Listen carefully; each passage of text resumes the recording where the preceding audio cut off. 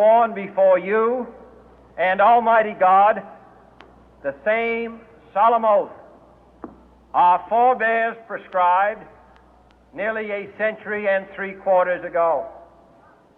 The world is very different now, for man holds in his mortal hands the power to abolish all forms of human poverty and all forms of human life. And yet the same revolutionary beliefs for which our forebears fought are still at issue around the globe. The belief that the rights of man come not from the generosity of the state, but from the hand of God. We dare not forget today that we are the heirs of that first revolution. Let the word go forth from this time and place to friend and foe alike that the torch has been passed to a new generation of Americans born in this century, tempered by war, disciplined by a hard and bitter peace, proud of our ancient heritage, and unwilling to witness or permit the slow undoing of those human rights to which this nation has always been committed and to which we are committed today at home and around the world.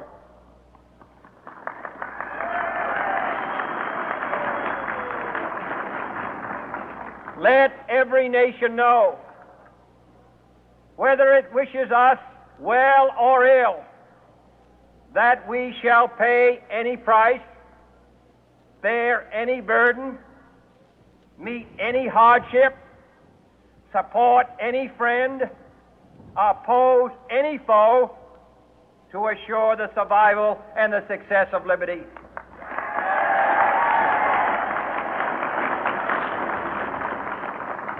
This much we pledge and more. To those old allies whose cultural and spiritual origins we share, we pledge the loyalty of faithful friends. United, there is little we cannot do in a host of cooperative ventures. Divided, there is little we can do, for we dare not meet a powerful challenge at odds and split asunder. To those new states whom we welcome to the ranks of the free, we pledge our word that one form of colonial control shall not have passed away merely to be replaced by a far more iron tyranny. We shall not always expect to find them supporting our view, but we shall always hope to find them strongly supporting their own freedom, and to remember that in the past, those who foolishly sought power by riding the back of the tiger ended up inside.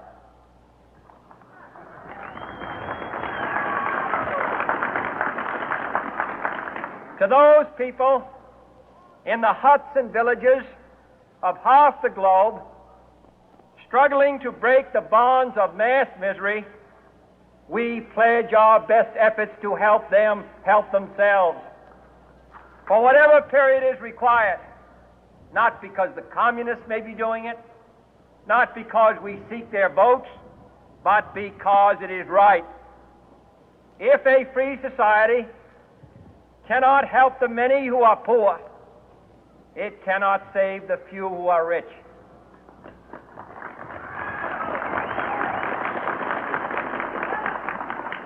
To our sister republics south of our border, we offer a special pledge to convert our good words into good deeds, in a new alliance for progress, to assist free men and free governments in casting off the chains of poverty.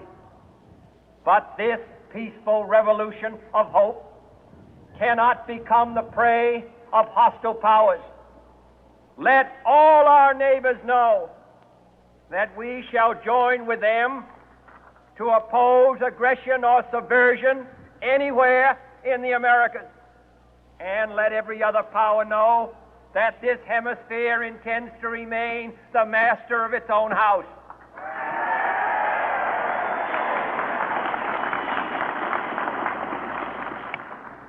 To that World Assembly of Sovereign States, the United Nations, our last best hope, in an age where the instruments of war have far outpaced the instruments of peace, we renew our pledge of support to prevent it from becoming merely a forum for invective, to strengthen its shield of the new and the weak, and to enlarge the area in which its writ may run.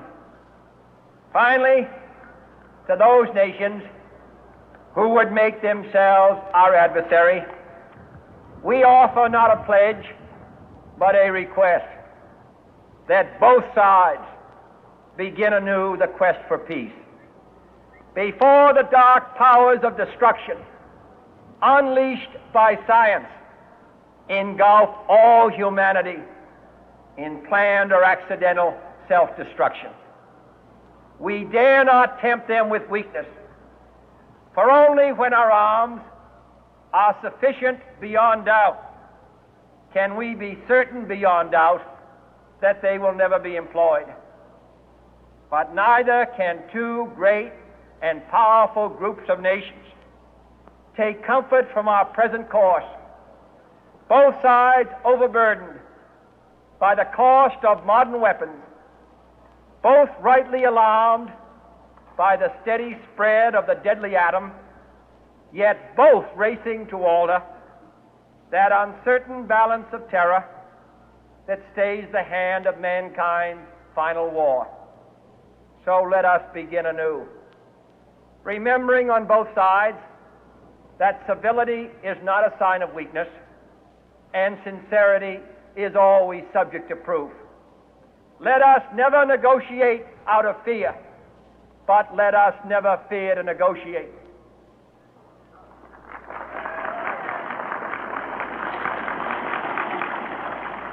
Let both sides explore what problems unite us, instead of belaboring those problems which divide us.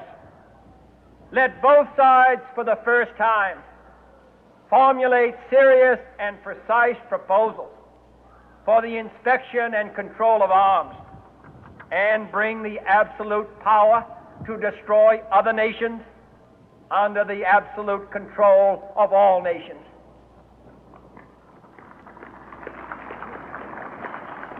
Let both sides seek to invoke the wonders of science instead of its terrors.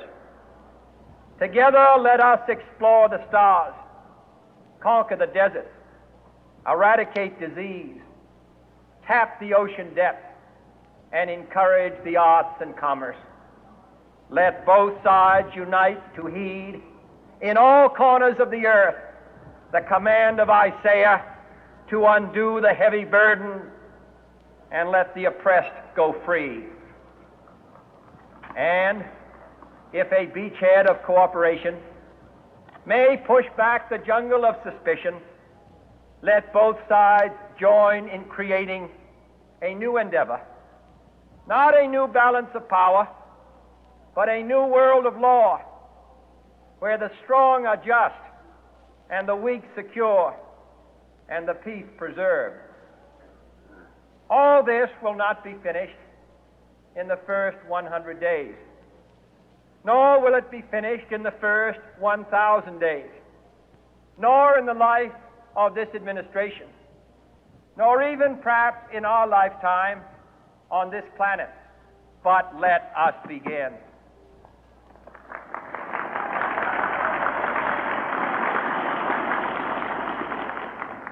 In your hands, my fellow citizens, more than mine, will rest the final success or failure of our course. Since this country was founded, each generation of Americans has been summoned to give testimony to its national loyalty. The graves of young Americans who answered the call to service surround the globe. Now the trumpet summons us again, not as a call to bear arms, though arms we need, not as a call to battle, though in battle we are, but a call to bear the burden of a long twilight struggle, year in and year out, rejoicing in hope, patient in tribulation, a struggle against the common enemies of man, tyranny, poverty, disease, and war itself. Can we forge against these enemies a grand and global alliance, north and south, east and west, that can assure a more fruitful life for all mankind? Will you join in that historic effort?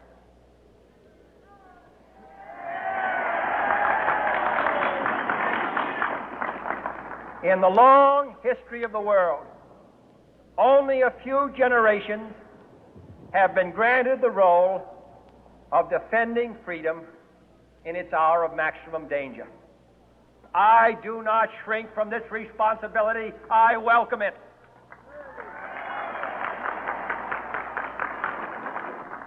I do not believe that any of us would exchange places with any other people or any other generation. The energy, the faith, the devotion which we bring to this endeavor will light our country and all who serve it. And the glow from that fire can truly light the world. And so, my fellow Americans, ask not what your country can do for you. Ask what you can do for your country.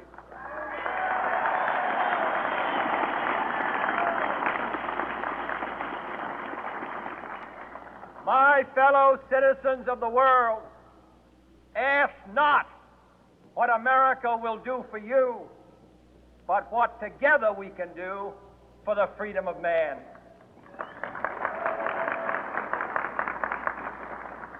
Finally, whether you are citizens of America or citizens of the world, ask of us here the same high standards of strength and sacrifice which we ask of you.